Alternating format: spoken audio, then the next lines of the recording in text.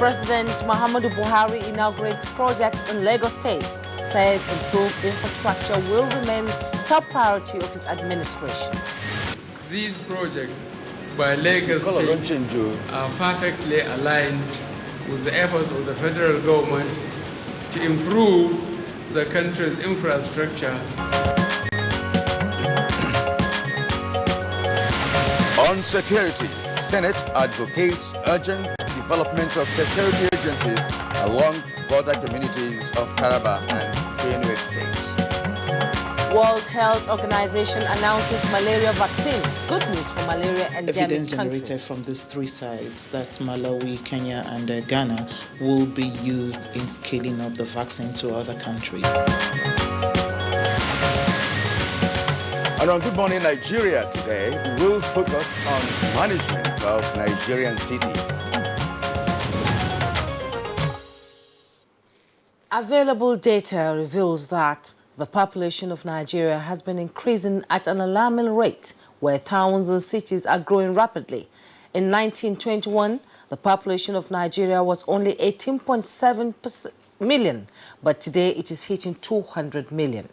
That's right, Juma. You know, the population in most major towns increased significantly in major cities like Lagos, Kano, Port Harcourt, Maiduguri, Kaduna, Ibadan, Jos, Ilorin, among others, over the years. And Kieran, for example, the growth of Ibadan is a classical example of urban sprawl in Nigeria, as Ibadan is said to be one of the largest cities in West Africa. Well, we were told growing up that Ibadan is actually the largest city in West Africa, actually. You know, but what matters is how planned are the cities, or rather is Ibadan. We'll get into that when the program commences in full swing. Now, the growth of Nigerian cities has been progressively complicated by a litany of interrelated problems that are associated with human settlements and the environment. For example, the demand for infrastructure, water, power, housing, and other infrastructure is on the increase. And that's on the fourth border, Kieran. Issues of sanitation, waste management, crime, social conflict, governance, and management also need attention. Plus, of course, funding. Now, the catch here is with a huge rural to urban drift. What are the challenges of managing Nigerian cities to provide comfort and opportunities for the people? To what extent are city master plans followed? How does technology assist in managing modern cities? Tough questions there, Kieran. That, I guess, will be answered by experts that will be joining us in the course of the program today. I am Jumma Yusuf, welcoming you to this edition of Good Morning Nigeria, reaching you live on the network service of the Nigerian Television Authority, the NTA. And I am Kieran Umay. I also have to join my colleague Jumai to welcome you to this particular edition of the program. We are broadcasting live from Nigeria's capital city of Abuja. As always, we'll bring you a complimentary part of the program, which, of course, will include a newspaper review, we'll have business, sports, and entertainment. But for now, let's go straight to the news highlights for the day. And we have Abdul Malik due to do that. Malik, good to see you. Good to see you, Kieran. Many thanks for joining us on the news. President Muhammadu Buhari says consensus development of high-impact infrastructure will continue to be prioritized by the governing All Progressives Congress, APC, as a deliberate attempt towards vastly improving the lives of Nigerians. The president was speaking in Lagos while inaugurating several iconic people-oriented projects executed by the Akinwumi Ambode administration in various sectors of the economy. Your governor, Akinwumi Ambode, has performed satisfactorily, and we should all commend him for his contributions to the growth and development of Lagos State. These projects by Lagos State are perfectly aligned with the efforts of the federal government to improve the country's infrastructure. These projects would not have been possible without Mr. President and his quiet but impactful decision to approve and release the payments of the Paris Club refund. Meanwhile, the Lagos State Governor Akinwumi Ambode has assured Nigerians that the 500-seater Lagos Theatre inaugurated by President Muhammadu Buhari will further develop tourism, arts and entertainment in Lagos and Africa at large.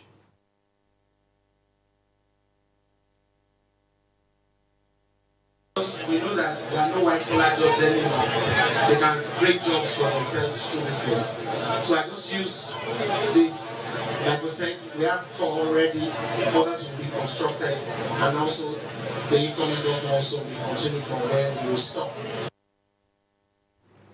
President Muhammadu Buhari has unveiled the reconstructed Institute of Maternal and Child Health Facility, popularly known as Ayinke House, located within the premises of Lagos State University Teaching Hospital.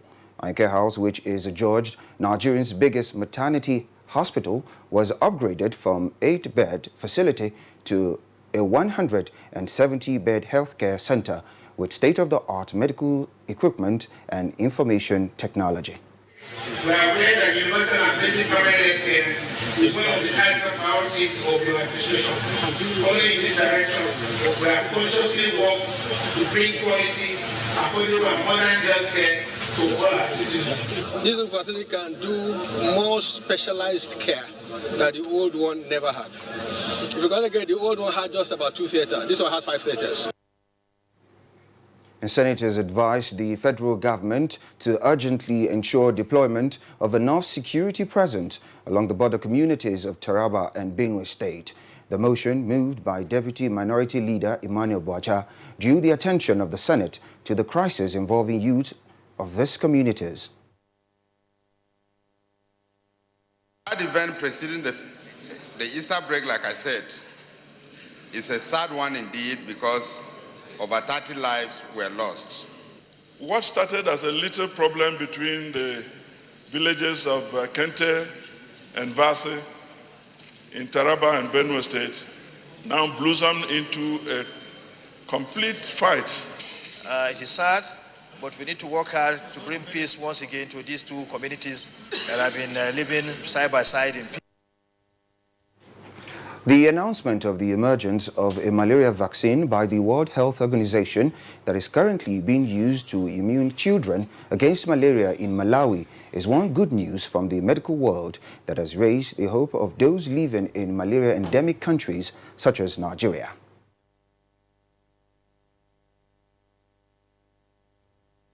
Countries, we should pilot the vaccine in a few countries in order to generate local evidence on introduction, on feasibility, and on use. And so this is what this initial phase of introduction is about. Nigeria is a very important country among the high-burden country. This has not been thrown out of. It is an option that definitely be considered. But as of now, let's look at the strategy that exists. The government has already deployed. Now, what comes to your mind when you hear the word immunization, prevention, safety, vaccination? Well, the Nigerian Health Forum is taking proactive steps to deploy a plan to increase the awareness of gains of immunization. Immunization is the first port of call. Every child has a right to health. And what does immunization do? It makes sure that at least basic health comes to pass. You can have immunization up to the first first year of life, but the other diseases are coming, which you need people to be vaccinated. The negative impact of oil spills on the marine environment and its effect on the livelihood in the coastal communities can better be imagined. However, the Nigerian Maritime Administration and Safety Agency, NIMASA, and the National Spill Detection and Response Agency, NOSDRA, are tackling the issue headlong. This MOU is a commitment made by the 2 agencies and should not stop on this signing ceremony, but should continue to guide and guard our actions at even targeting zero oil spill in the country and region at large. Now, how does it sound when a dominant continental organization seeks collaboration with a sub-regional organization with a well-structured trade policies? The corollary effect is, therefore, a better economic environment. Trade policies and agreements do not operate in a vacuum, but rather they are connected to several other trade and trade-related policies and strategies, such as transport, immigration, customs, health. We also have a draft ECOWAS common trade policy, which is currently undergoing national consultations in the member states, in line with the request of our ECOWAS ministers of trade, going to a decade ago. And that's the news. Good Morning Nigeria continues with Kivian and Jumai after this break. What's up? His friends didn't come. Hey, let's practice. But you're going out. Don't worry about me. Nothing satisfies a mother more than seeing a child grow up. But I know as he sweats, he'll face the risk of germs which can cause skin irritation. That's why you need the new best ever Dettol Cool. Its new advanced formulation with extra menthol protects from up to 100 illness-causing germs and gives your family icy cool freshness. Growing up needs Dettol protection. Nigerians. Suicide bombers are not spirits. They are not ghosts. They are human beings like you and me. They live amongst us. They are your neighbors. They are your friends today, but terrorists tomorrow. So you must know your neighbor now. Security begins with you and me. Know your neighbor. Be vigilant. Be security conscious. Report suspicious persons, objects, and movements to the police and other security agencies. The security of our nation is a duty for you and me. If you see something, say something. Nigeria, unite against terrorism. This message is brought to you by the Federal Ministry of Information and Culture. Helen! Hey, where's your mom? Today is her toilet day. What? Helen! Toilet day? Tomorrow you're hosting a party and it's a matter of my reputation. Even if you spend your entire day cleaning with all this, it still won't be party ready. Impossible! Challenge? New Ticker Harpic 10X. Even if you use this solution 10 times, it won't give you the same cleaning like Harpic because its new Ticker formulation sticks to the bowl better, giving you a sparkling clean toilet. Wow! New Harpic 10X gives me the freedom from toilet day. You are watching Good Morning Nigeria on the Nigerian network, on the network service of the NTA. Let's now join Kunle Ade for some business stories. A total subscription of 80.41 billion naira was received from intending investors for the 20 billion naira worth bond, which represents a 400% subscription rate.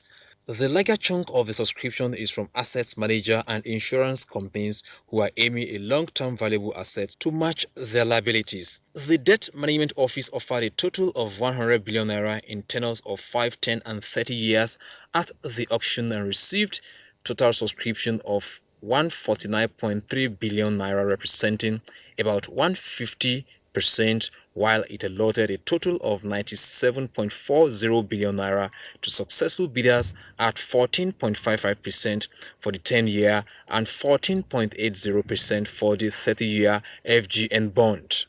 In another development, the Central Bank of Nigeria on Wednesday continued its mediation in the interbank foreign exchange market by intervening with $210 million to sustain liquidity in that segment of the market. Authorized dealers in the wholesale segment were offered $100 million, while those in the small, medium enterprises (SMEs) segment got $55 million. Foreign exchange for invisibles such as tuition fees, medical payments, and basic travel allowance and others also got $55 million. Director of Corporate Communications of the bank, Isaac Okorafor, who confirmed the transactions, said the CBN will continue to ensure the availability of forex in order to stabilize the markets. And next is the graphic representation of Wednesday's tradings on the floor of the Nigerian Stock Exchange.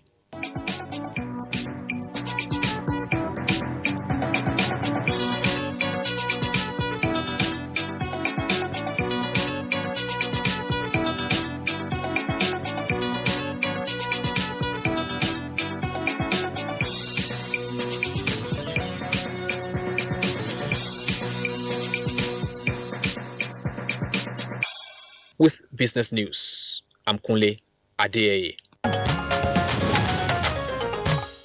It's been Kunle Adeyeye with today's business news. Well, you're still watching Good Morning Nigeria, and next on this program is Newspaper Review.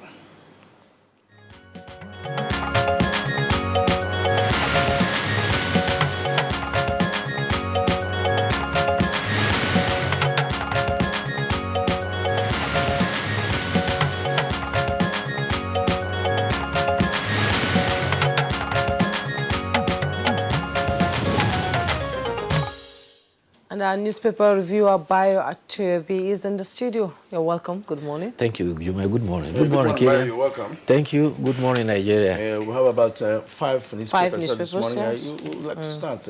Yes, we'll be starting, actually, Bayo, with the Nigerian pilot. Yes. Just below the masthead, we have NLC 6 PD implementation of 30,000 Naira minimum wage. That's on page 9. And OAU teaching hospital commends federal government after a successful heart surgery. And the headlines there speaks, reps probe 21 billion Naira loss in oil deals, with riders saying deal is between NNPC and International Oil Corps. Deal under production sharing contract PSC scheme.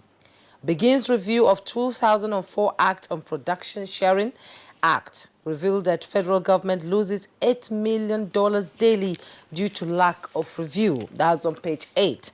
And the picture message there speaks for itself. President Muhammadu Buhari with children there celebrating and seeing the president for the first time. There's so much joy on their face. And just below the picture message, Osun Gubernatorial Appeal Court reserves judgment as Oyetola, APC, INEC asks court to obtain verdict. That's on page 7. And at the bottom plate of the Nigerian pilot, Senate declares Kogi status as oil-producing state. You find that on page 8. Anxiety in University of Uyo as one student dies in renewed cult clashes. That's on page 13. Multinational Joint Task Force kills 3 terrorists, injures many. Recovers explosive device. You find that on page 10. Reps adjourn hurriedly over fear of attack by Shiites movement. It's on page 5. National Security and Civil Defense officers to undergo psychiatric test following Gombe killing. You find that on page 7. And at the very, very bottom of the Nigerian pilot, Plateau PDP suspends chairman, deputy over alleged misappropriation of IDP funds. That's on page 9. Kieran. All right, let's turn to the Daily Trust newspaper. Daily Trust newspaper. We'll begin from top to bottom. We have a gate man rejects a house offer, opts for borehole in his community. And now it's on page 7. Saudi Arabia to build refinery in Nigeria. Page 3 is where you get that story. Now, the lead headline this morning on Daily Trust is NMA fumes as Ngige says Nigeria has surplus doctors. And if you look at a graphic illustration there, we just let you know that the WHO benchmark, is 1 doctor to 600 patients. But Nigeria, from this assessment, shows that it's 1 doctor to 5,000 patients. You can get more facts on this on the Daily Trust newspaper front page. And now below at the bottom of the Daily Trust, we have other stories. Senate defers 2019 budget passage again. It's on page 3. Stop putting babies or toddlers in front of screens. WHO says it's on page 10. Then article, our victory seen on INEC server not concocted. Details on page 13. And before we go to bio, let's go to the Daily Sun newspaper. Just beside the masthead, we have 96 million GSM subscribers in trouble over registration.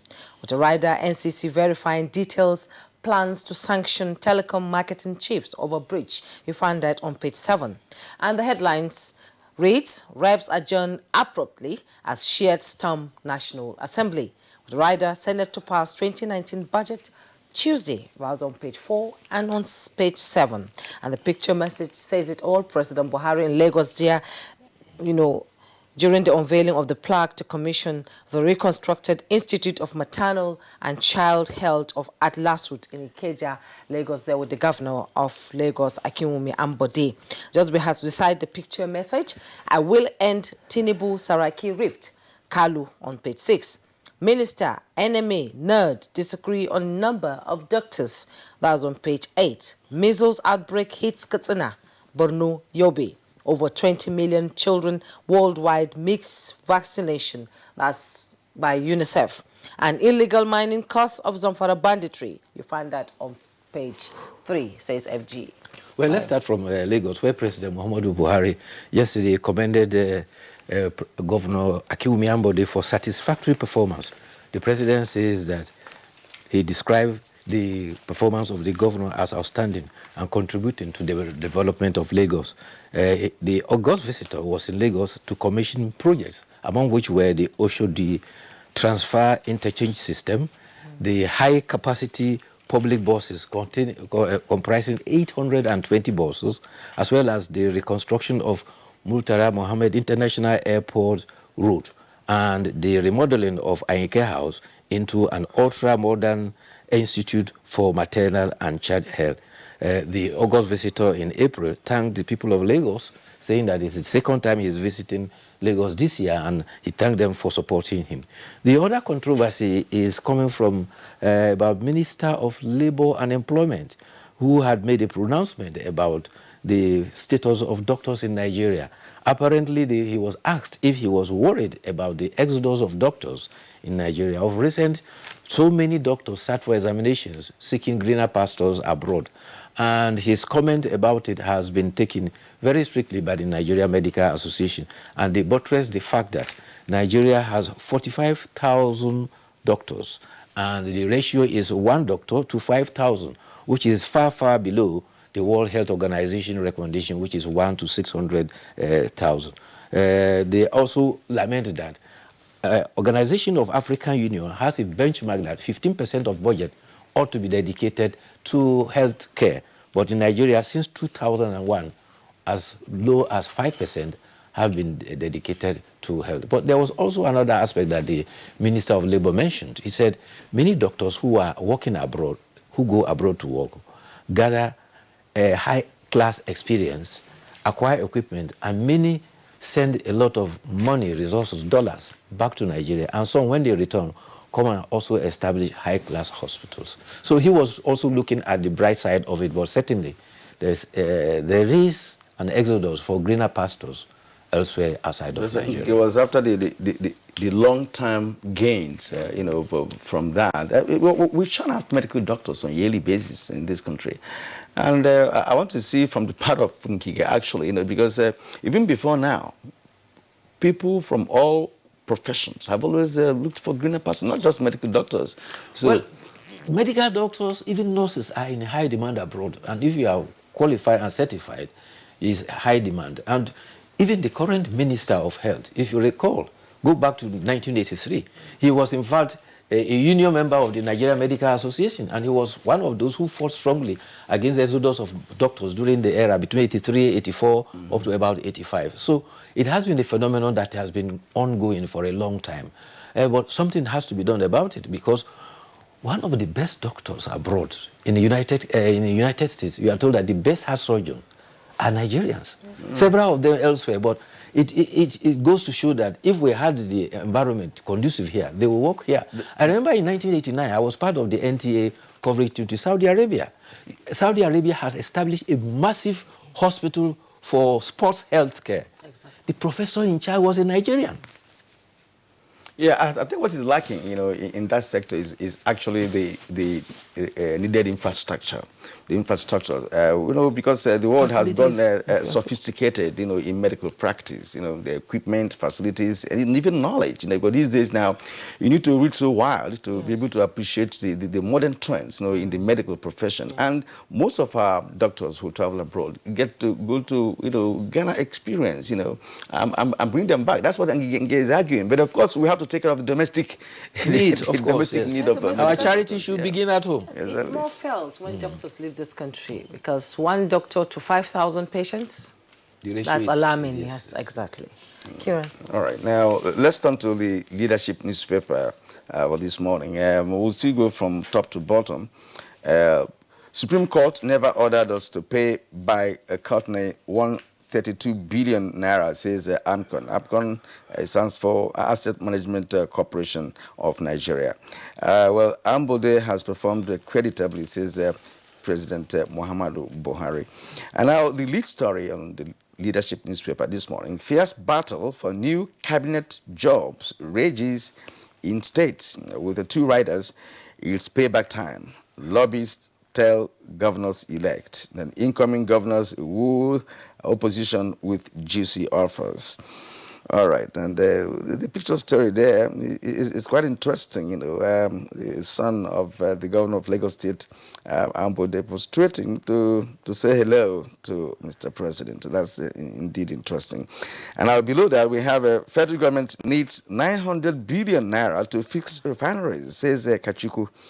It's on page 5 of the leadership newspaper. Now, NJC backs Kogi government on data capturing of judiciary workers. It's on page 2. Now, SON confiscates fake products worth 300 billion naira. On page 33. And appeal court reserves judgment in Osun governorship election on page 7. Senate to pass 2019 budget on Tuesday, also on page 7. Now, federal government's 30-year bond oversubscribed by 49.30 billion naira is on page 31. And finally here, shared protesters cause panic in National Assembly. Actually, I'm enamored by the picture, the greeting there. Yeah. You know, it's very traditional. It shows you that the governor acculturated his children very well. Exactly. Boys in the southwest greet by prostration, and you can see the boy in full-length prostration. Girls greet by kneeling. Okay. And so it's not like some of us who tend to adopt the Western cultures because we live in cities, and when you come, how are you? And they will stretch their hands, say, good morning. We call them digital children. Now, moving to the Daily Independent, above the masthead, federal government seeks Russia's help to eliminate Boko Haram. You find that on page 4. 6 burned to death in Atio fire outbreak. On page 4 still. And MTN converts into public company to list on the Nigerian Stock Exchange. You find that on page 43. Just below the masthead, Shiites break into National Assembly, chase away policemen. With a rider, Senate reps hurriedly adjourn for safety. And the picture message tells us all. And beside the picture message, Supreme Court didn't order us to pay by Courtney 132 billion naira from AMCON. University of Uyo boils as cult clashes claim lives. You find that on page 43. Ambode has performed satisfactorily. Buhari, that's on page 5. And at the bottom plate, panic as poisonous pomo floats Lagos markets. You find that on page 4. Southeast APC holds emergency meeting over 9th National Assembly leadership. You find that on page 43. Kieran. Yeah, no, let's go to Barry now. Yeah, let me quickly, a story that we were running yesterday. You recall yesterday that we were talking about Nigeria Civil Aviation threatening to pull down some masts. Now, the Association of Telecom, Alton, Nigeria Association of Licensed Telecom Operators, have called the bluff of NCAA. They said if they pull off their masts, they will only be plunging the nation into telecommunication blackouts. And the association is said that they are surprised by the stand of the NCAA because they held a meeting, and after the meeting they came up with that pronouncement. And they are asking, the payment of aviation high clearance is a one-off thing. Why do they have to pay more money for the renewal when the mast has not increased in height? So it has become a subject of renewal after the expiration of the certificate. You recall that we discussed this sometime last or yesterday. Yes. Right, but the issue, according to what we read, was not necessarily about payment. It was about positioning, about the height, about disruption of flights and what have you. That's what I understood. But now... But the argument is that the masts are already in existence. height clearance certification has been made and fees have been paid. What they are asking for now is renewal of that payment, and they are arguing that the mast has not increased in height. However, the NCC, which is the regulator for telecoms, has also put its fees down, that it is a requirement of law to pay for the aviation height certificate. Therefore, telecoms will have to comply. So that now that's renewal. I think they will sort themselves out. Okay. Also, the other, it will be funny. Yes. Well, everybody is trying to strive by asserting his power on this, but eventually, for the benefit of their public they serve, I'm sure they will come to agreement. The other interesting story is from Daily Trust. It has listed what a place this is called Notorious Blackout in Abuja, and they include Utaku Market, Amigo Supermarket area, Garki Area 11, between NTA here and Aegis. They say that here, thieves indulge using master keys to take away cars.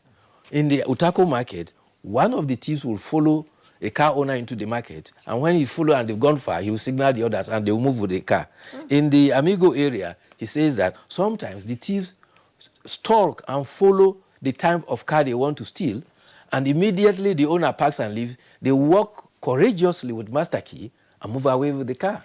And the Abuja Police Command has been up and doing. They arrested one man whose name is Destiny Sunday. He specializes in dispossessing taxi drivers of their taxi. He takes the taxi in Abuja City, take them to Jabi area, and then he points a gun at them. And his accomplice, one Obadiah, who is at large now, drives away the car. But he has been nabbed. He's done that 7 times. The other strategy they use is that they go to price a car at car dealer's place, and they insist they want to test drive the car. The car dealer allows his boy, to follow them. They shoot the boy, throw him out, and go away with the car. So one has to be exceptionally very careful. But however, they are always conscious of cars that have security devices, especially alarm. They avoid those ones. Now, you don't want to speak about the poison pomo. Is it because you are... You don't like pomo? But you see, the idea of poison pomo, the poison is not from pomo, it is from the processing method. Okay. Some use tires. Yes. Tires to process. You burn tires, which has, of course, poisonous chemical from burnt rubber to take off the skin, the hair on the pomo. That's when it becomes toxic. So it is the process. It's not pomo itself that is poisonous, but it's the processing that makes it very poisonous. All right, let's turn to the editorial now. And it's entitled, We Must Review Capital Budget. Findings by the Fiscal Responsibility Commission that only 1.4 trillion naira of the 2.7 trillion provision of 2017 was released. It reveals that the government has not overcome decades-long fiscal habits that drain scarce revenue for services at the expense of wealth-creating infrastructure. Bayo. Well, the essence of development in any economy is based specifically on capital budget, because it's the aspect of the capital budget that goes for development, for infrastructure, or whatever developments that the nation proposes.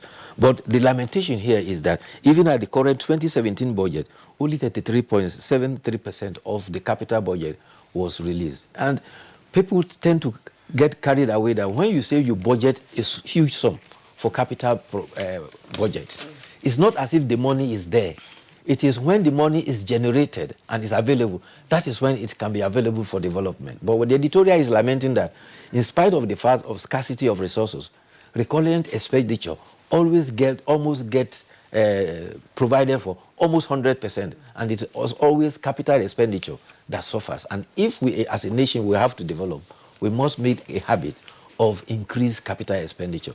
That has been a factor that this current administration has been emphasizing. There has been tremendous improvement, but not as required, particularly to move our impetuses forward. And you also will recall that a substantial part of the budget is on a deficit basis, which means you have to rely on borrowed terms and borrowed sums to be able to implement and carry. All right, Bayo, I would like to appreciate your analysis this morning. Thank you very much indeed. Thank you. We hope to see you again tomorrow morning on the same platform. Thank you. And we also thank you for staying with us up to this moment on your Breakfast television show. We will return after this break for us to now get into the main topic for conversation this morning on this show. When I was a little girl, I loved spending time with Mum and Grandma cleaning the house. I was so excited to sing in the choir. And your shirts are always so white. I knew what Mum's secret was. Today, I'm a modern woman that still trusts the secrets passed down to me. It's Jik, of course. The original trusted bleach, which can be used all around your house for amazing results. Shh, it's our little secret. It's no secret. It's Jik's best ever extra whitening power. Just Jik it.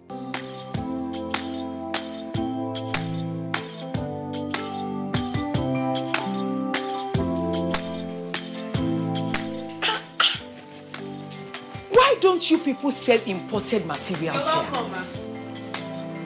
As beautiful as the shop is.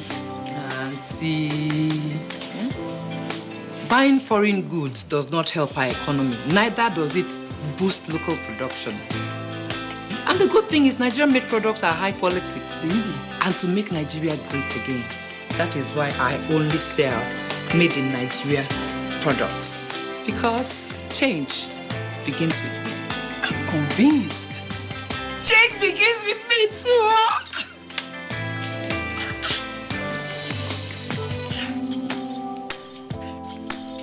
Change begins with me. This message is brought to you by the National Orientation Agency in conjunction with the Federal Ministry of Information and Culture. Thanks for staying. And to set the tone for our topic this morning, which borders on managing Nigerian cities, let's take this background report put together by our correspondent Abdul Salam Jibril.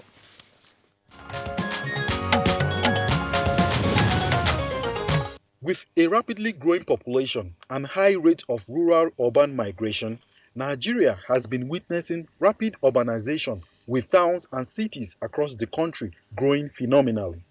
There are many cities in the country with populations of over 1 million people, with Lagos, Kano, Ibadan, Port Harcourt, and the Federal Capital Territory among some of the highly populated. These cities have been growing without commensurate planning and management ideas to take care of the needs of the residents. Studies reveal that many of these Nigerian cities are either unplanned or where the plan exists, they are not followed religiously and end up bastardized by a wanton disregard for relevant laws. This has led to unplanned and uncontrolled growth, which is not only indiscriminate, but has led to problems such as poor sanitation and refuse disposal, overstretched and poor health services, insecurity, squalor and shanty settlements, inadequate transport systems, infrastructural decay, traffic gridlocks, and many more. For cities like Lagos and Abuja, which have master plans, there is the continuous battle on how to actualize what has been put on paper, as many distortions continue to threaten the original plan for city development. Ironically, some of the infrastructure provided are sometimes vandalized by people who have no regard for the well-being of all. There is therefore a clear challenge of managing cities in Nigeria, which many believe needs to be handled by experts using modern tools and relevant laws.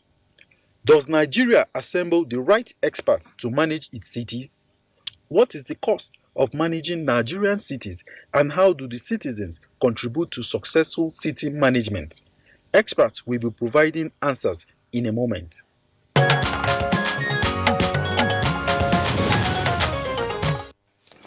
And to discuss today's issue on managing Nigerian cities, we have Omar Shoaibu, Coordinator, Abuja Metropolitan Management Council. Good morning and welcome to the program. Good morning, sir.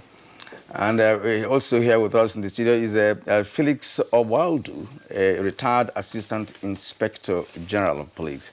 Also, we're glad to have you this morning, sir. Thank you very much. Good morning. Thanks for having me. And from Lagos, we're joined in this conversation by Mr. Moses Ogunle, a town planner. Thank you so much for coming on Good Morning Nigeria. Good morning. Nice to be here. All right, gentlemen, thank you very much indeed for being here this morning for this very important topic. Now, urbanization is a defining phenomenon of the 21st century. And developing nations such as Nigeria are locals of this demographic transformation. Now, let's get your view. Let me begin with Shuaibu. What is your assessment of Nigeria's city development? You can take it back to the colonial era when modern cities started in Nigeria. Yes, the Nigerian example is such that when we go back to the colonial era, we found out that our cities are properly managed in the traditional way, in which our traditional setting are things that we consider to manage our city. Take an example of in the north here. We have the traditional Hausa community where you have the emir of Chief Palace close to the market, close to the place of worship. And if you go to the western region also, you have the chief's palace or the Oba's palace, close to what you have the markets and the courts, all within the same environment. And taking a cue on that, that is how we also plan our modern city today in Abuja. That is why we have what is known as the neighborhood concept in planning of this capital city. Because we have to marry the modern system and our traditional way. So here, what we consider as the units in the neighborhood are facilities. What are the facilities? You have the shopping centers, the shops, like we have in Area 1 and Area 2. We have the shopping centers. And close to the shopping centers, we have community halls, you have family clinics, you have primary schools, you have police post, you have the post office, local post office, I would know it before. So these are the facilities we provide at the neighborhood center. And you don't need to travel across any arterial way before you can obtain your daily needs. If it is health-wise, you have family clinic. If it is school, you have primary school. Now we graduate to the city center. In the city center, we provide a greater hierarchy. That is for the schools. We have secondary school at the city centers. We have the fire station at the city center. We have general hospital at the city center, at the district centers. At the neighborhood, you have family clinic. At the district center, we have general hospital. And these are the type of facilities that we find. And then we graduate to the city level, where you have the city center, where you have the headquarters of the multinational companies. That is how we graduate the planning in Abuja. So that is how it is today. Unfortunately, we are not able to manage it well because of the scramble for land. You find out that all these systems are now being sidetracked by people that are looking for land. Either if somebody wants a land in a residential area, if you don't have a residential plot in that place, somebody, because he's influential, will insist that he will have to have a house there. And at the end of it, you find out it's a commercial area. Or if it is a commercial plot that somebody wants, and that is a residential, only residential provision for that area, he will change the use from residential to commercial. And that is why we have crises in our cities. We must be disciplined and obey the constitutional authority. When we plan, we must respect that plan for our betterment. Okay, thank you very much for your starting introduction. We'll now go to Lagos, where Mr. Moses Ogule is standing by. He's a town planner. You know, managing cities is a very difficult task, and Lagos, for instance, has an annual urban rate of 5.8%. Urbanization in Nigeria is mainly demographically driven without commensurate socio-economic growth and benefits to urban communities.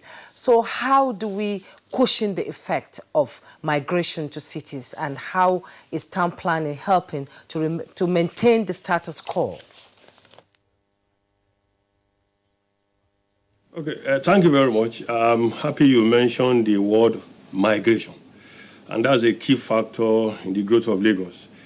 You gave a figure of 5.6 as the growth rate for Lagos. Indeed, we have had a figure for 8% growth rate for Lagos, and that is why migration is very key. Indeed, the growth rate of Lagos has been due more to migration. People have seen Lagos as a place for work, high level of economic opportunities. So the tendency that more people will want to come and live and work in Lagos. And in Lagos and even other cities of Nigeria, urbanization has become a big challenge. I think we seem to know, but we seem not to have been acting in meeting these challenges. Mr. Shuaibu raised the issue of how to plan the city. I know that Lagos has a big master plan and other plans that we can refer to as lower order plans. Those are the lower order plans that you can feel, you can relate with. But because we have plans that we are not able to properly implement, the challenge or the challenges have been there.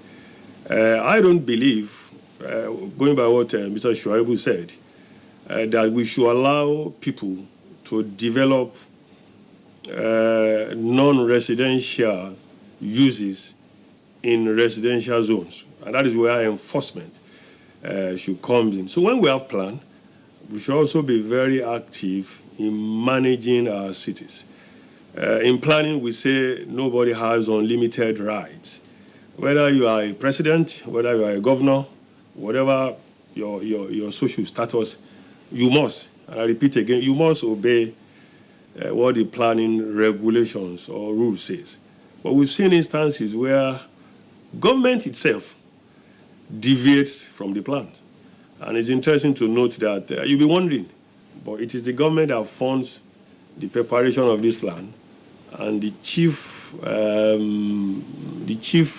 actor in not wanting to follow the plan has also been government agencies.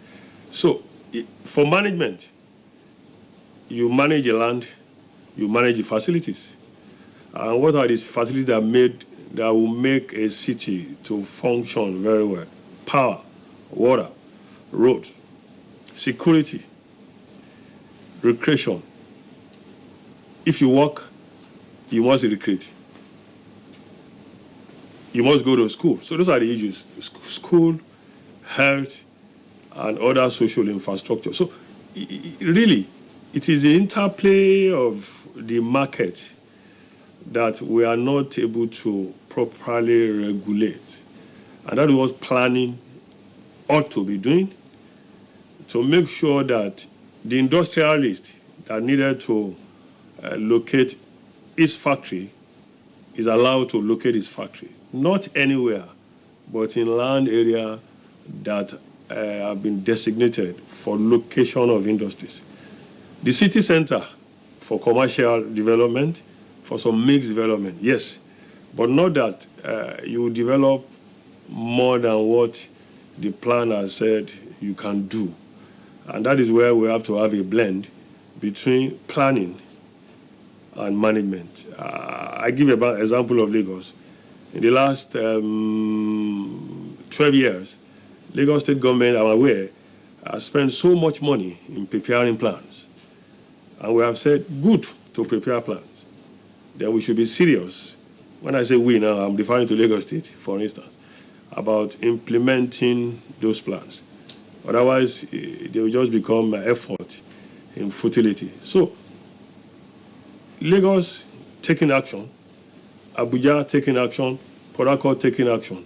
We should go beyond those micro actions and make sure all the various plans are made effective, become functional, so that our cities can be more orderly, more efficient, and become safer for all of us to live in.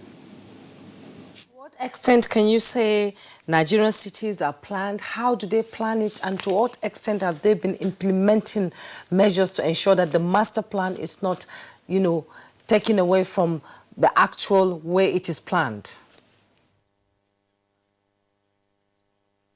Well, it is interesting. When you have a plan, we always say this is the way the plan should be implemented. For instance, as town planner, we will say you can face your development. We know usually our plans are time-based. All the major master plans you have in Nigeria, for Lagos, I know another one is just being completed for Ibadan City. Usually 20 years. We call them long-range plan. And we say, we know you can achieve all the inputs in that plan within a short time. So we say short term, medium term, and long term. And it will be in the plan what should be done within the first 5 years, what should be done in the second 5 year, the third 5 year, and the preceding, the last part of the 20-year plan. So if you have a plan, what are the micro-level activity that you can implement in that plan? For instance, most master plan for cities will have tackled the issue of urban renewal. Most of our cities are like human beings. Yeah, they have their young age, middle age, and old age. So most of our major cities are now some part of them are getting older. And when they get older, you have big problem of sanitation, crime, weak buildings, old buildings that become inhabitable, and they become high-risk buildings. So you now have a micro plan in the big master plan that will have addressed the issue of urban renewal. But we discovered that for some reasons, the governor or the government could say lack of funds. But we said, we know you don't need to go and get the billions within 2 years. What can you do in 2 years that you will have been okay to say, I have implemented this part of the plan? So there is a commitment to do plan or to prepare plan. There is weak commitment to implementing the plan.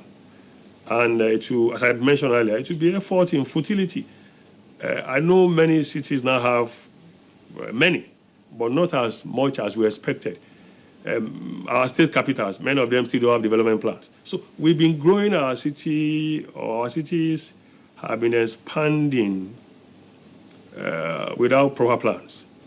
And we have told governors, what you should do is to realize the fact that development cannot precede planning. Planning should come before development. And it will be more efficient and more effective to say, these are the roads that I want to develop. I want to build 20 schools. The master plan will say, these are areas where you can build your schools. In this area, the population is so dense, they need 5 public schools within the next 5 years. Develop these 5 public schools in this area before you move into another level. But most times, they talk about funds.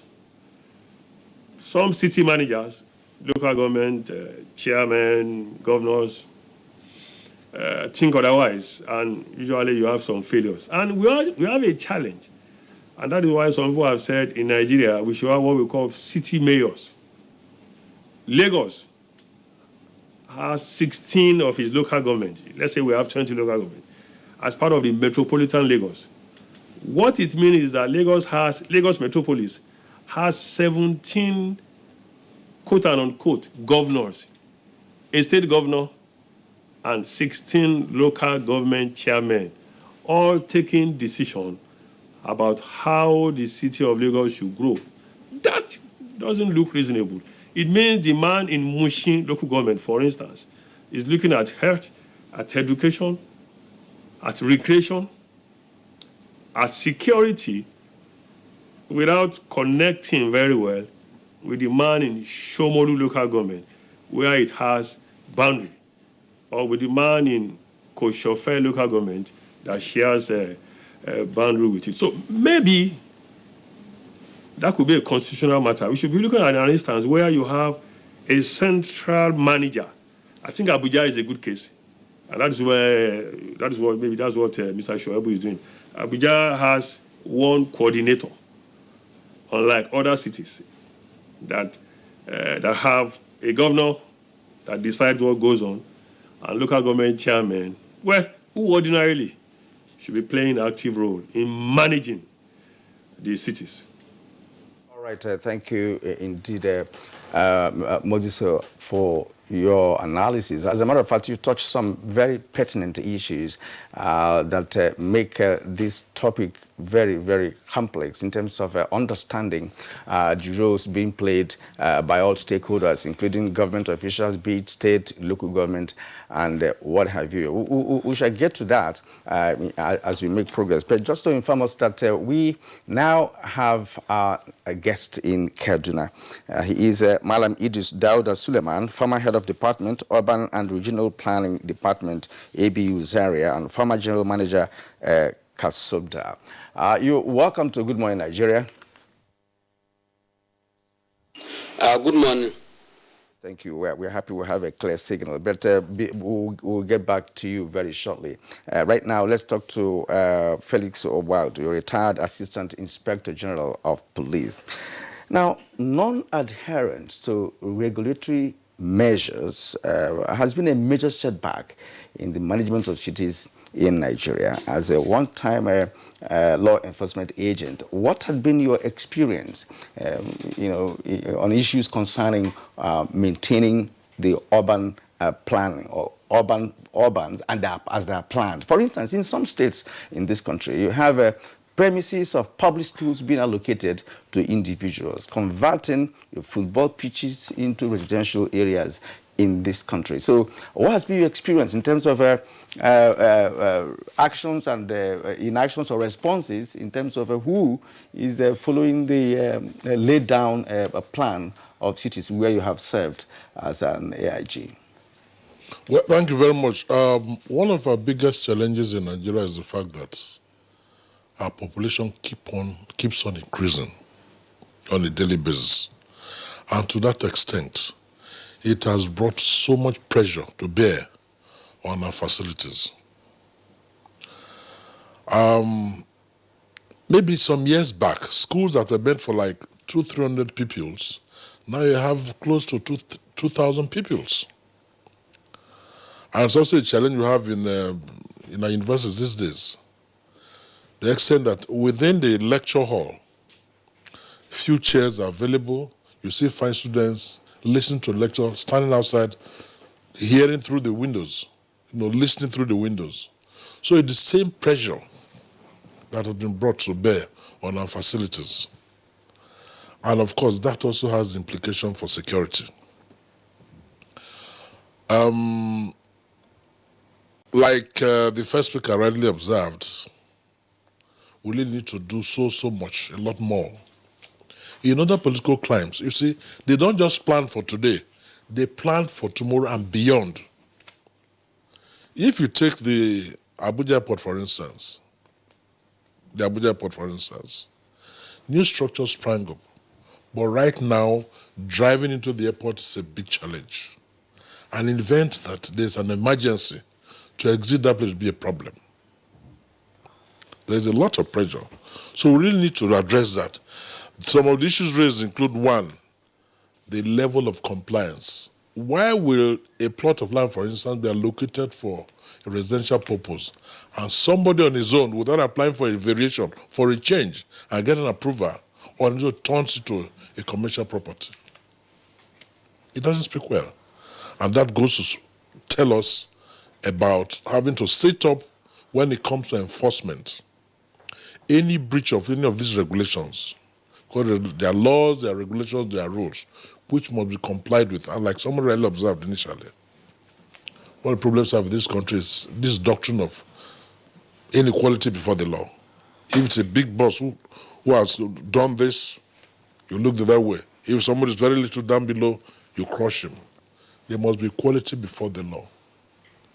If somebody legally converts a plot meant for residential purpose to commercial, that allocation should be revoked and properly taken away from him or her. So we really need to synergize in all our efforts to make sure that we're compliant. Another example, another issue I want to talk about is when I came into Abuja way back 1994, 25 years ago, Abuja was very calm, population was quite low, and of course that time sewage was centralized. But because the city has grown so much, a lot of areas in the city today have their own boreholes, they have their own stackway pits and all of that, because they've not been provided for adequately. But at the time the concept of Abuja came up, and it was actualized, they ought to have done all of that in virtually all the areas, because that's what obtains in other places. If a place is spelled out for residential purpose, for instance, all the infrastructure will be in place. Electricity, water supply, drainage, human waste disposal, and all of that, centrally. But here we don't have that kind of thing. So we keep on having challenges of, maybe when the rains are here now, for instance, drainages will be blocked, then there'll be flooding. I was reading somewhere, someone was saying that if boreholes are too many, they have their consequences. I don't know what actually meant by that. But it's whether natural vibration, earth and all of that, tremors and all of that, because the pressure is so much on the ground. If you go to places like the US, for instance, all my years, all the times I've visited the US, I have never set my eyes on a soakaway pit in any of the major cities. I've not set my eyes on a borehole. All of these things are centralized. Power is guaranteed 24/7.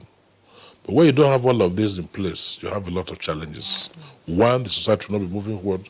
Two, they also have serious implications for security too. Let me end it at that. All right. I will be going to Kaduna now. Thank you so much for your input. We'll get back to you in the course of the program.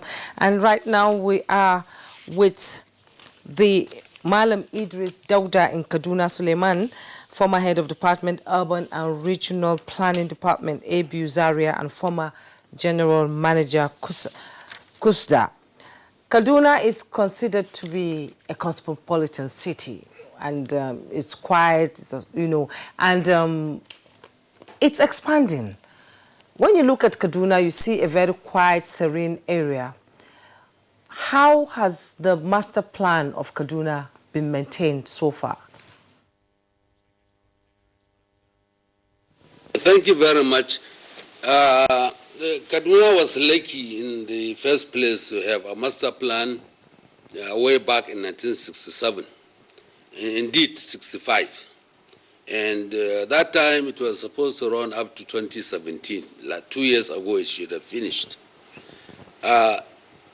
But as other speakers have said, the city has grown, especially in the 80s, have grown so fast that almost every provision that was made in that plan was overtaken by 1980, a plan that was supposed to go up to 2017, i.e. the population has grown much bigger than what the planners expected at that time. Vehicle ownership has grown, housing has grown, almost everything else in Kaduna has grown. And truly, you find that Kaduna used to be very serene, as you said, but I am not sure whether one will call it so right now. I get disturbed when I've seen that when you go to the outskirts of Kaduna, like every outskirts of any city, there are so many uncontrolled, unorganized, unplanned developments. And this is really the problem of Kaduna, like the problem of most other cities. Of recent, the Kaduna State government too has awarded a review of that plan for another 20 years, and the work is going on. And the approach of that plan maybe is to make sure that we don't stick to certain figures, but give a general direction. The truth of the matter is that Nigerian cities have grown beyond anybody's imagination. And the truth of the matter, I had my good friend Moses saying of Lagos. The truth of the matter is that even the planners have failed to really come to terms with the growth of the cities in this country. And of course, like he said, we did not have the discipline. Let me reiterate what I've kept on saying many, many times in every forum. This issue of planning is a matter of discipline. Whatever planning, not to talk of physical planning, that is my mentors, whatever planning, you must be able to be disciplined to do it. And I'm sure you know in this country, discipline is something that is a little bit far-fetched. Therefore, we have the glory of preparing plans. We do not even have the effort to prepare the plans. And planners are not God-sent. They use certain schemes to make sure that they predict things. This prediction is supposed to be, it can change over time. If tomorrow the oil price has fallen for another 5 years, all the plans, maybe Moses talking about Lagos or even Abuja, will not come to reality. Therefore, it's not enough to just prepare a 20-year plan. Planners demand that after a reasonable period of not more than 5 years, that plan should be revisited and see whether the assumptions in the first place are right. Maybe the assumptions could be wrong, and the plans can therefore be wrong. So there has been a great effort now by the government of Kaduna State to really do another plan for another 20 years from now, and I expect the plan should be over by this year. And it's not the plan itself that is my problem. It's much easier to draw the plan. Of course, it's a very difficult thing drawing a plan, but it's much easier to draw a plan as regards to implement it. And the implementation has come in difficulty has come in various other ways. The lack of commitment, lack of funds, lack of information. And I want to stress that maybe the biggest single problem managing Kaduna or managing any city in this country is that you don't have adequate information. That is, cities don't have information. You can sit down and say, what is my focus next 5 years, 20 years, 30 years? The information is not there. There is hardly any city, maybe in Abuja, maybe to some extent Lagos. You can now go and say, look, what has been the car ownership in the last 5 years, and what is the prediction of the car ownership in the next 5 years? There is hardly any place you can go and get this information on the finger of your tip. Therefore, and even population, there is hardly any place you can now go and say with certainty. So every plan you prepare, you have to start all over again. That also itself takes a lot of time. But that as it may be, I think the challenge is to everybody. And I think it may even be appropriate to state that the management of the city is not just the duty of planners. In fact, they have overall much less than what people expect. It is everybody's responsibility. Politicians, industries, all of us, we have a role to play.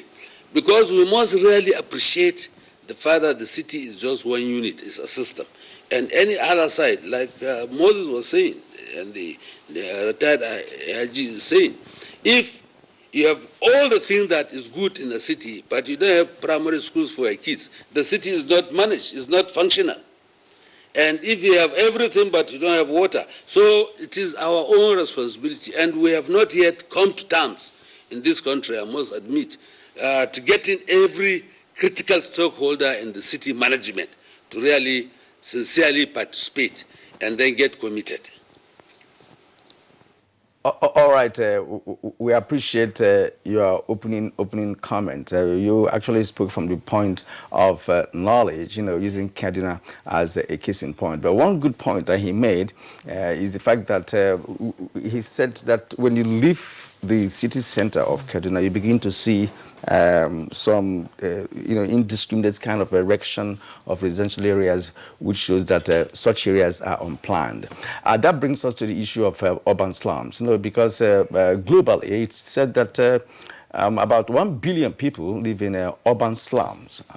And in fact, virtually every city in Nigeria has its own urban slums. In Abuja here, we have them. And at this point, I'd like to bring in our guest Omar Shaibu here, who's the coordinator of Abuja Metropolitan Management. Now, let's talk about management. How best can such areas be managed? It's a helpless situation presently because some cadre of people have to live in such areas that are poorly planned, let alone talking about management in terms of a provision of some social amenities like hospitals, toilets, schools, and what have you. So how can that be corrected, moving forward?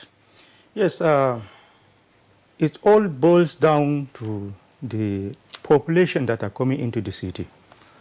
From the beginning, Abuja was planned to accommodate 3.1 million inhabitants at its ultimate population.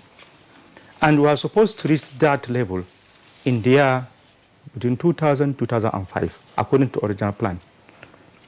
Unfortunately, because of the paucity of funds, we are not able to develop all this infrastructure. When we are supposed to have reached the level of phase 1, phase 2, phase 3, and phase 4, by the year 2005, 2006, we are only able to develop the phase 1. Even the phase 1, not 100%. We started the phase 2 much later. Now, the challenges that we are facing is that there is no adequate infrastructure. Just as Mr. Moses said earlier, the infrastructure, like the sewer. Abuja is supposed to have a central sewer system so that you don't need to have any soakaway in any plot in Abuja. We're able to provide all these facilities in areas that are agreed, that are recognized in the plan.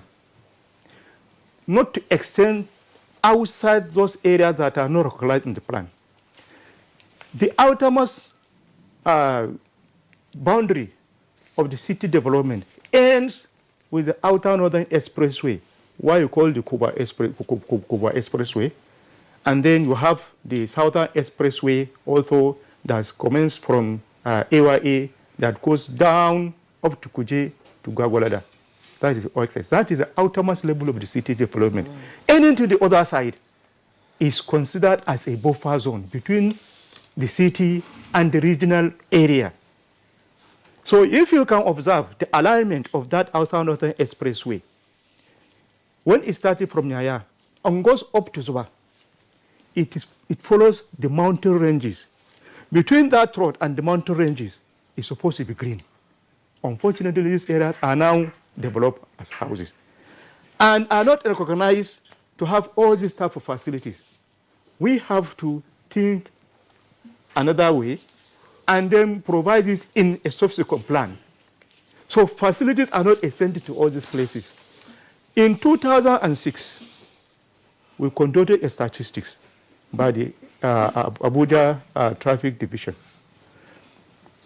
We discovered that every day, 500,000 vehicles come into the city from the three major axes that feed Abuja with traffic: the Kuba Expressway, the Nyaya Expressway, the Airport Expressway. At least 500,000 vehicles.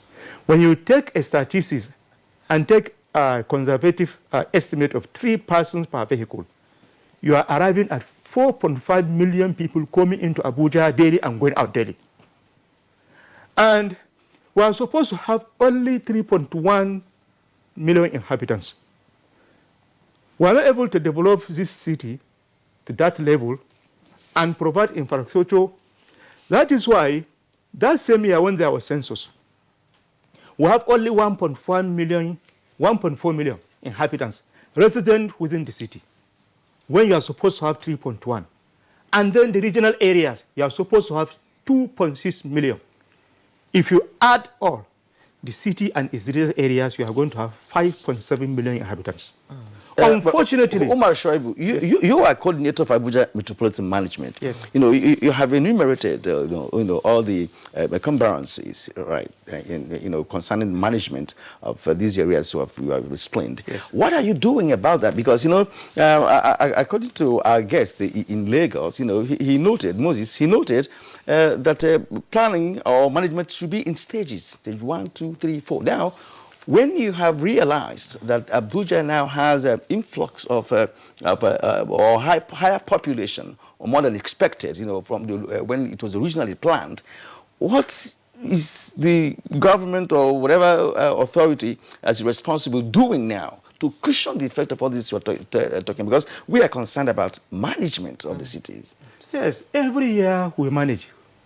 We make budget proposals, but the money is not there. I will tell you one important aspect. Every year, whenever we want to start using our budget, it has to be approved by the National Assembly.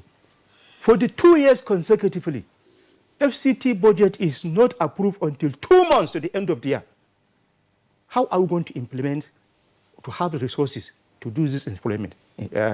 When you start the procurement process, there was a time that we were cautioned by the National Assembly when we commence the procurement process prior to the approval by the National Assembly. You have only 2 months. Even if the money is there, how can we implement What that? about the internally generated revenue? We have the internally generated revenue, but it cannot match whatever that is needed within the city. Okay. So you see, this aspect, there must be agreement between all the stakeholders. They must know that we need this money. Example of the management of street light. Every year we budget 1.1 billion naira on the management of street light alone. Even this one is not enough. And this money, this fund is not approved as a window. So these are one of our major challenges. We have so many of them. We have vandalization. Even if we provide the facility, we have vandals around. So we provide the facility, vandals are there. We are just not disciplined. That is the issue. We must be disciplined in implementing our plans. We must also be disciplined in managing this. The planning of the city is everybody's responsibility, not the city manager. The city manager cannot do it alone unless he has information to help him manage the city, unless he has the law enforcement agencies, the general public to respect law and order. If we do not respect law and order, it's going to be very difficult. And what we are doing now to strengthen our enforcement rules, we are doing that. God willing, things are getting shape.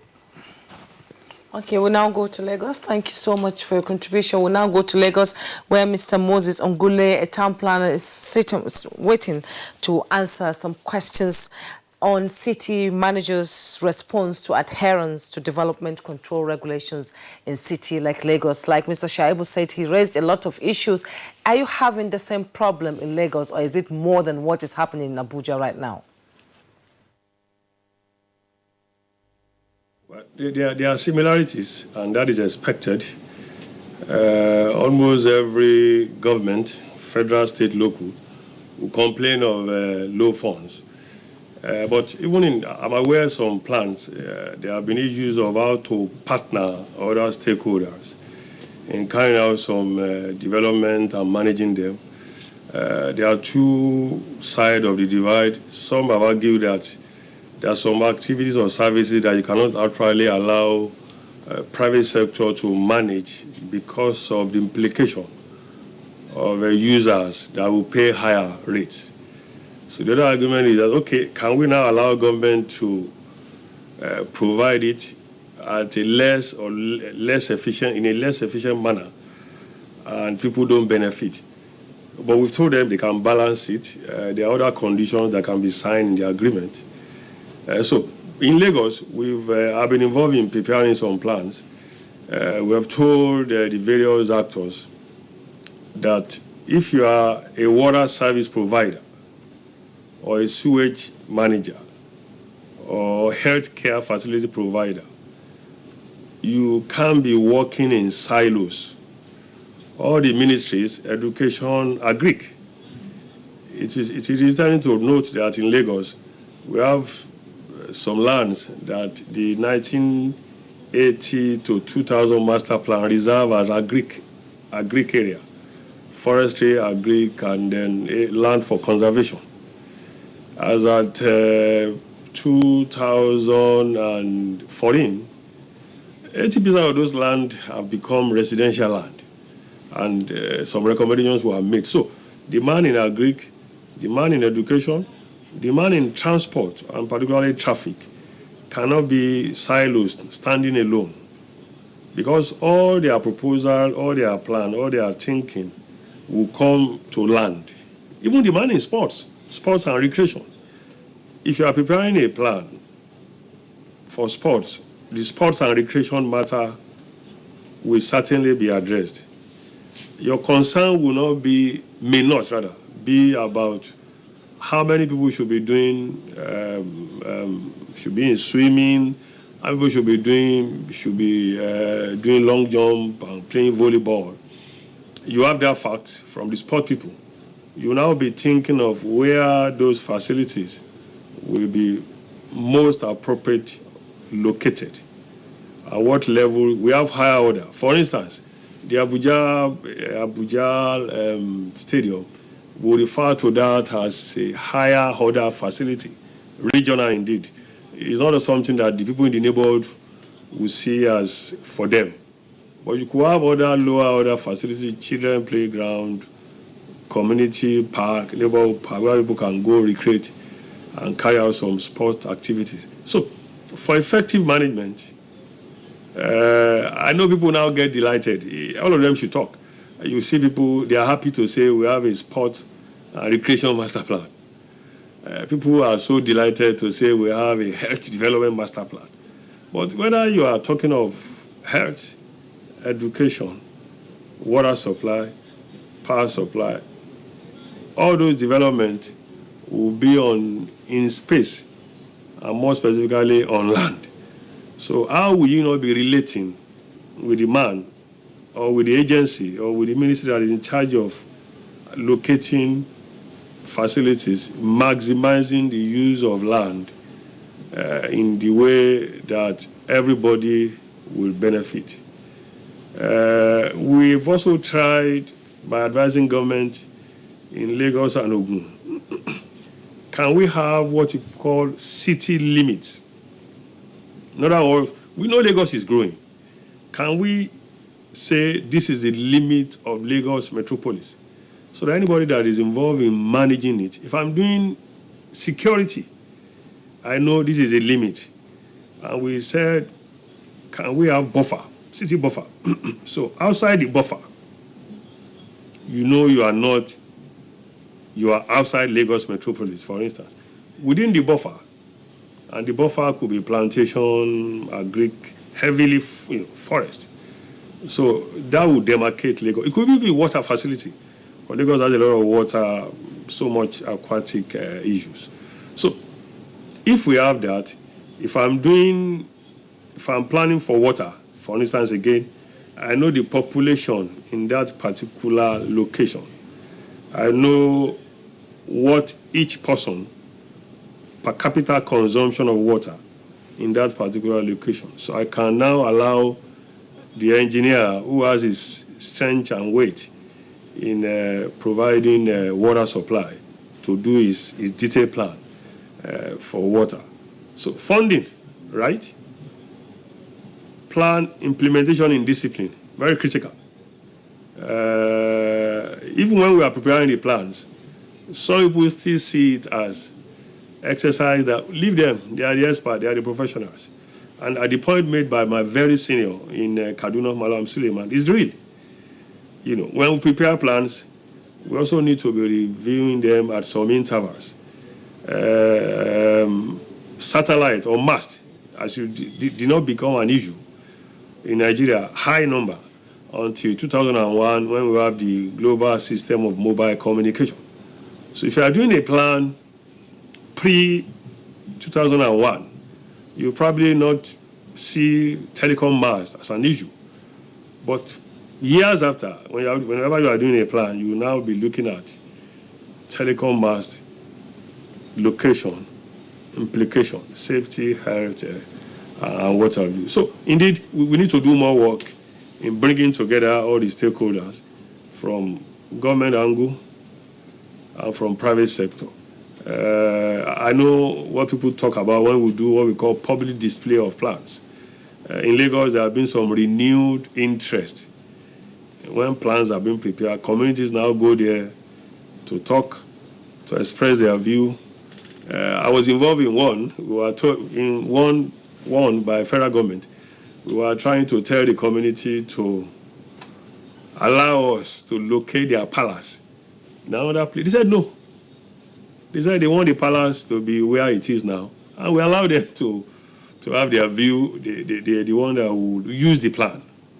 So their views we consider very, very germane, and we left it at that. So when we are preparing plans, communities and indeed all stakeholders should show interest. In fact, the 1992 Urban Regional Planning Law says plan will not be worthwhile if at the stage of preparation they are not displayed for people to make comments, to make inputs. And it's a global practice. As town planner, we are not king philosopher. We are supposed to relate to people while we are preparing their plans. After all, we normally say in our practice, we plan with the people and not really plan for them. Moses Ogunleye, thank you very much indeed. When you were starting this last comment, you talked about having similarities in terms of what the situation is in Lagos and elsewhere, especially Abuja. I hope we're not going to be having a kind of similarities of failure, because from all the scenarios that we have, you have painted here, it does seem that we have a huge problem on our hands with respect to city management in Lagos. With all its sophistication, we still have the issue of poor disposal of waste and generally waste management in Lagos, drainage problems still in Lagos, there's still pollution in Lagos. But it's supposed to be a mega city in this country. So, and when it happens in Lagos, what now, happens in other cities in the country? Of course, we have so many old cities in Nigeria, like Kaduna, Enugu, Ibadan, Lagos, and what have you. And from the opening salvo of our man in Kaduna, he made it so clear, that the plan started in 1967, right? And it's supposed to have expired in 2017. But from all indications, if you go to Kaduna today, you cannot feel the impact of a long-term development plan or management of the city. That means that we have shortfalls here and there. And now let's return to Abuja studio and talk to Obaudu. In terms of enforcement of those regulatory measures, it has been very difficult. And again, that has also to do with security. If people, as Moses said, different stakeholders should come together. Who are these stakeholders? It is government. It is the authority concerned with city management. It is, of course, the law enforcement agents, right? Yet, you will see indiscriminate erection of buildings in places meant for other uses. Why is that so? Well, that takes us back to one of the numerous bad cultures plaguing us as a nation. The level of gross indiscipline in Nigeria is very alarming. And the level of compliance when it comes to regulation, rules, and all of that laws is very low too. And what's responsible for this? The absence of deterrence, which keeps on fueling impunity. Like I said, there are rules, there are regulations, there are laws that regulate all of these things we're talking about. Why are they not enforced? Who are the agencies charged with the enforcement? Look at what is happening in Isaleko in Lagos. Buildings collapsing here and there.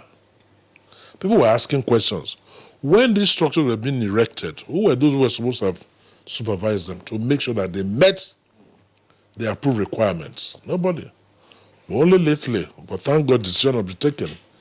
the state government authorized that all such illegal structures should be demolished because we've lost too many innocent souls, you know. But back to your question of the enforcement, I think the town planners, let us get one fact very right. The town planners are the town planners. They might not necessarily be the enforcement agencies, okay?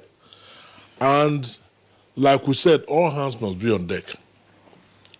The security agencies, for instance, all they need to do, even though they say that one of their duties is enforcement of law and order, that don't necessarily involve the laws that regulate the town planning that we're talking about.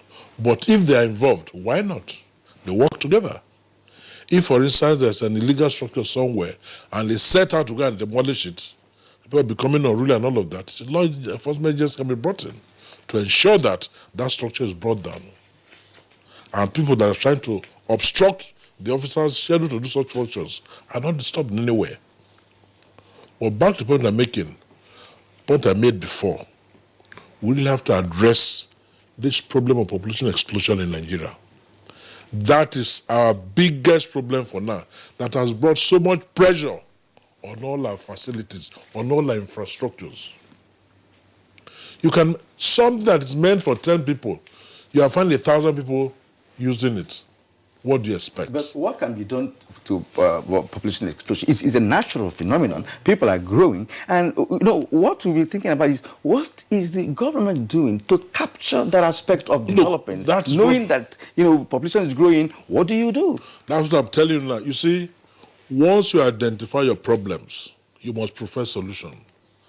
And you must be sincere in implementing those solutions. Like my friend said, Musa, how can you release their budget 2 months at the end of the year? Does that make sense? So from January, for instance, till up to October, no funds to do anything.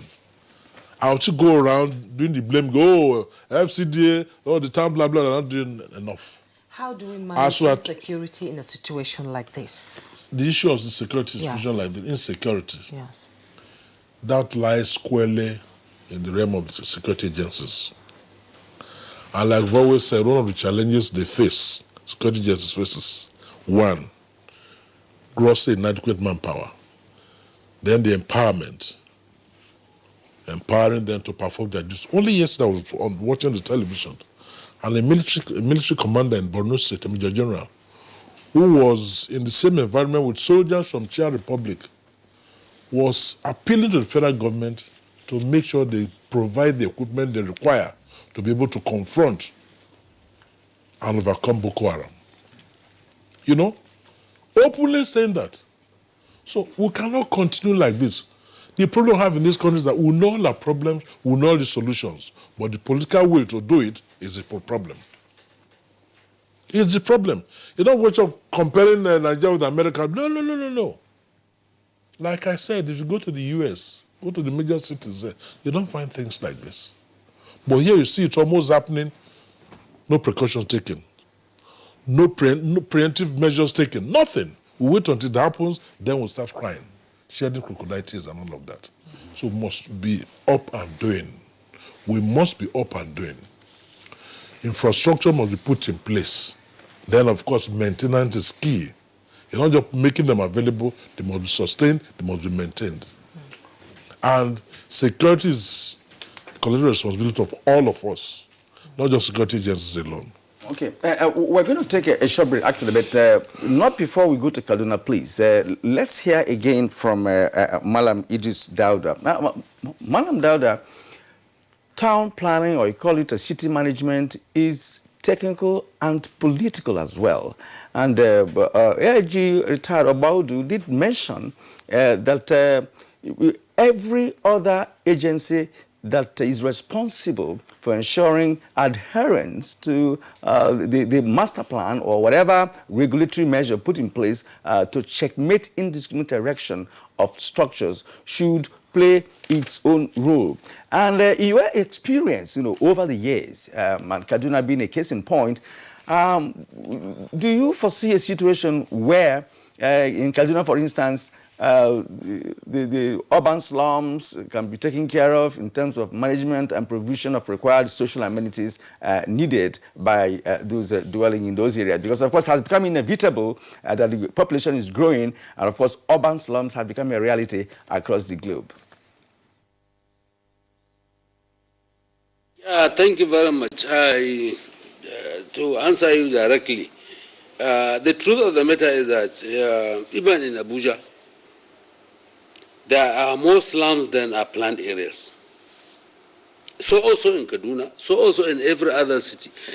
Like I was saying, you see, we had basic discipline, some commitment up to maybe early 70s. From there, the population rise became too high and we cannot control. Even planners failed to grasp the real issue, and therefore we allow them to go. We are now urging planners, both in academics, in practice, and the rest, to really come forward to see what we can do and make sure those places you call slums are really meet the minimal habitable environment.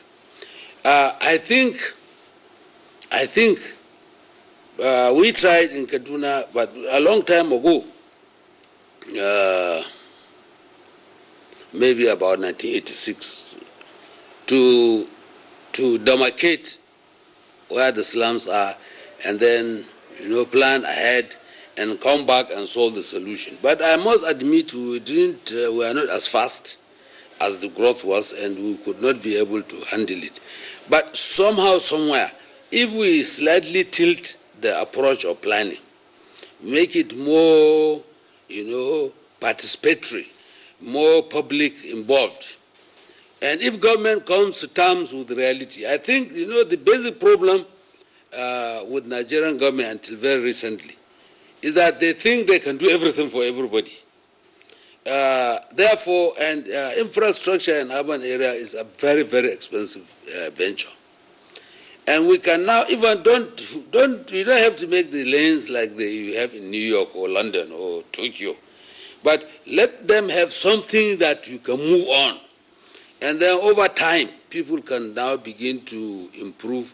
At least it's much better than the slums you find in almost every section of Kaduna. And if you have not observed, please do observe. Whether by air or by road, go to any city that you call a city, you find that the periphery is all slum. No plan at all, no infrastructure, nothing. Everybody does what he wants to do. Simply because we are not able to cope with the growth of the population, with the large-scale immigration into towns. You ask somebody whether a government can do anything to stop urban growth. The truth of the matter is that it cannot. Let's not deceive ourselves that it can. Because people come to cities for a purpose. And whatever you want to call it, the bottom line of that purpose is opportunity. People leave areas to come to cities because they perceive that they have opportunity. And you cannot stop people thinking that they have opportunity. Even if the opportunity doesn't exist, it's not what exists that bothers you. It's what they believe, that they will come to Kaduna or Abuja or Lagos or Port Harcourt or Kano because there exist bigger opportunities. Truly there are, but not as much as maybe they are thinking. I think the challenge for planners, for policymakers, for politicians, for everybody that has to do with the city, in which case all of us have to do with the city, because that's why we live, and that's why we earn our living, and that's why our children play, that's why our children go to school. We must come to terms. Beyond ordinary meeting, I want to develop something, come agree, call. We must have a commitment by each department. I said it, and I am happy the AIG, who also has been in it, said we do not have the minimal discipline in this country. Really, we need a lot more disciplined society. The Shuaibu in Abuja said, what sort of indiscipline do you have? People, budget is approved 2 months. with all these new regulations about you have to now call, you have to call tenders, you have to do this, it's just impossible to do. That is the level of discipline. It's not only the National Assembly that is in discipline. All of us in various ways were in discipline in our own different ways. So we must bring everybody to come to terms. Look, National Assembly, this is not doing the place, we have to do something. The military, we must be minimally disciplined to get it right. If we don't, unfortunately, I don't know, I guess it's as good as mine or even better. But the truth of the matter is that for a long time we have to learn to live with slums. Because we have not even addressed the current problems, not to talk of coming back to address. And that's what we are doing. We are even creating the planned areas to be slums. Come to Kaduna, go to Jos, go to Kano. Those days they have these large plots in the GRA. Now one plot can be divided into 5, 6, 7 times, confounding the pressure they are talking in Abuja. I have seen in Kaduna a GRA plot less than half the size of ordinary local government plot. Not half the size. But the guy insists he has to be in the GRA because things are better for him. And therefore, we must be able to discipline ourselves. We must be able to be more proactive, including our planners. Maybe our planners should be able to be more in the vanguard in really getting people to understand the problems. They must be able to tell the world that, look, this planning, I'm not doing it for myself. I'm doing it for all of us. And all of us have stake in the city. Everybody has a stake. And I expect the younger ones like Moses to create a more proactive environment to educate people. And then he knows, only 2 weeks ago, I made a plea to all the planning outfits in this country. Let's now have planning hospitals. And what do you call planning hospitals is to look at these ghetto areas and then see whether we can make some input and some semblance of planning. City development is not something you can do in a day. It's not something you can do in a year. It's not something you can do in 40 years. It's a lifetime issue. But the issue of slums is that you do not give the minimum framework for it to be improved. And all we are saying is that we should try and give all settlements, parts of the city, minimal framework, planning framework, that maybe next 30 years, 50 years, I'm sure a lot of... Thank you so much, Malam Idris Dauda, for your input. If you're just joining us, we have been having a conversation on managing Nigerian cities. We'll take a break right now. When we come back, the conversation continues. Team huddle. But we lost. Don't be tired, guys. This isn't a loss. It's a practice for winning. Nothing makes a mother prouder than seeing her child growing up.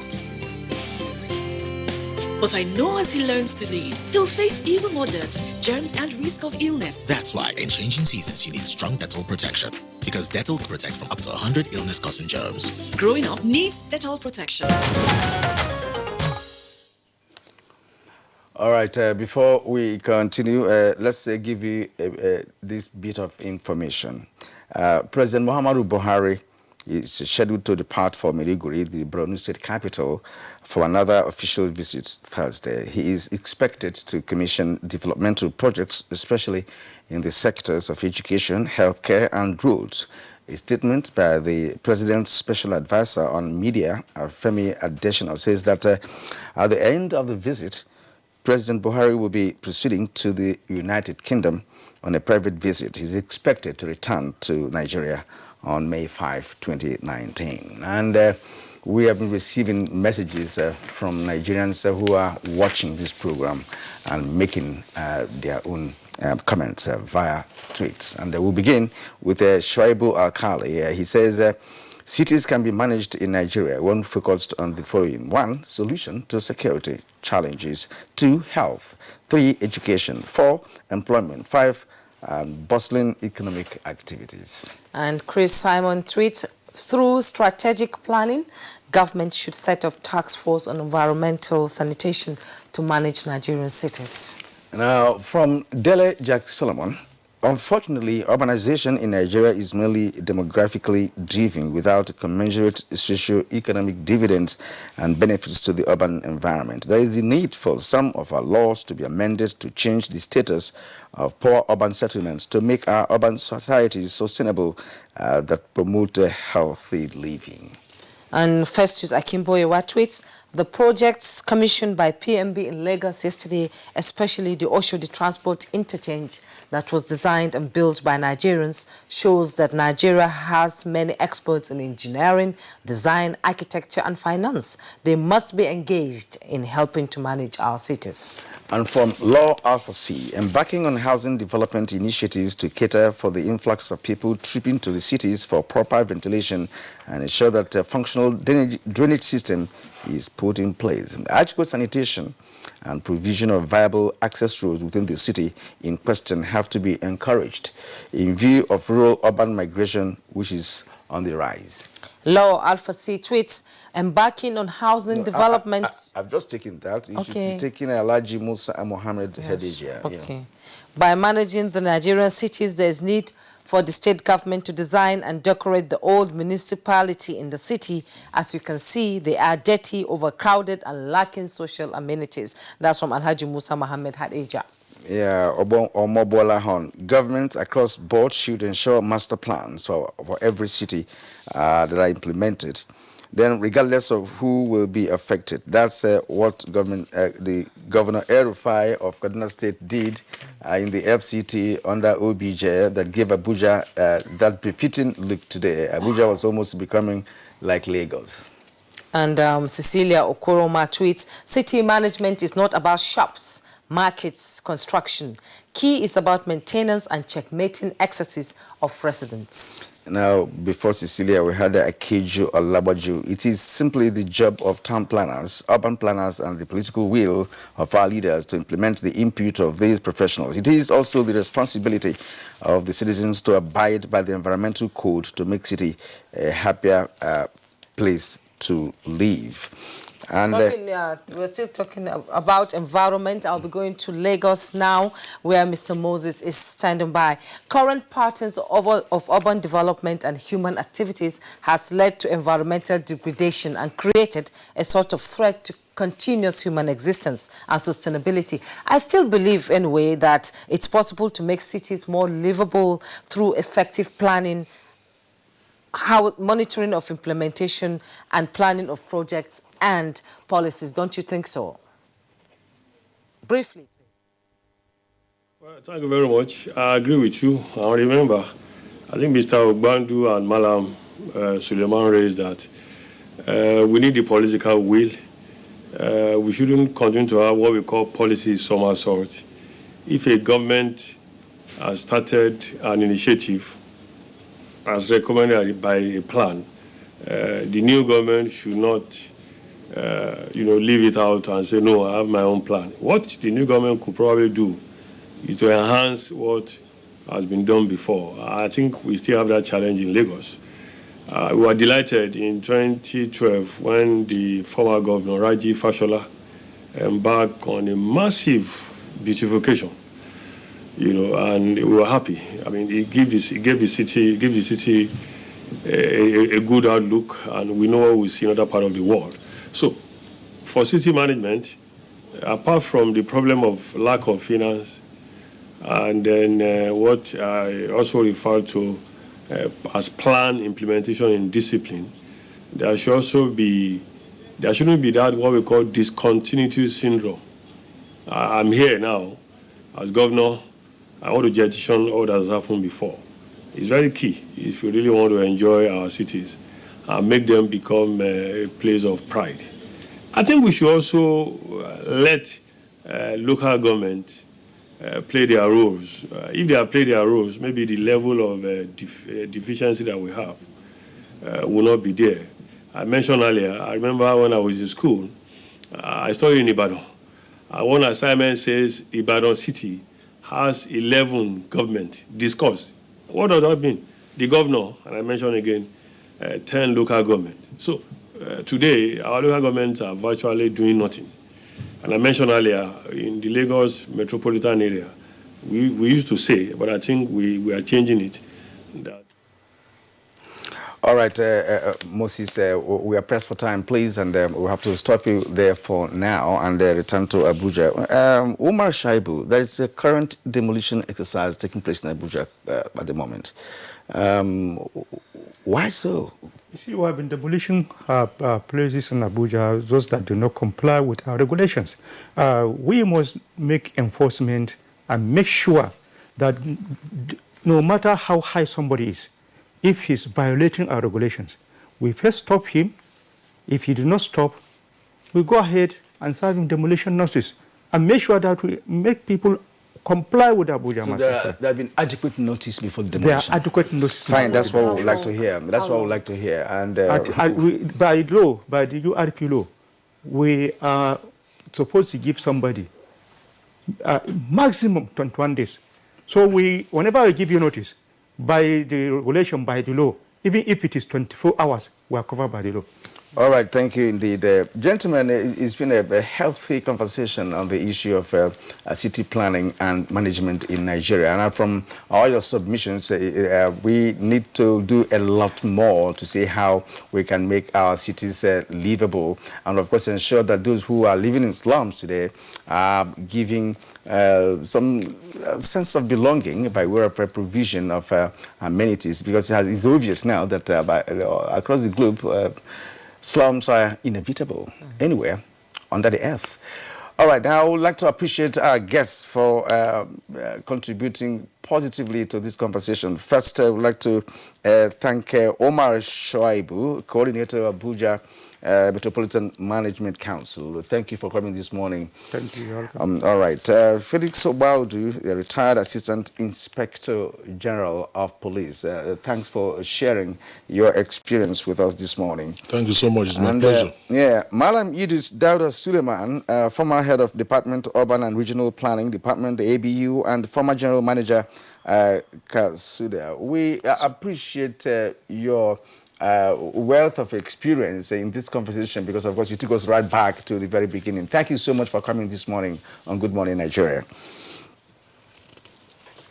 Now, sports update is next.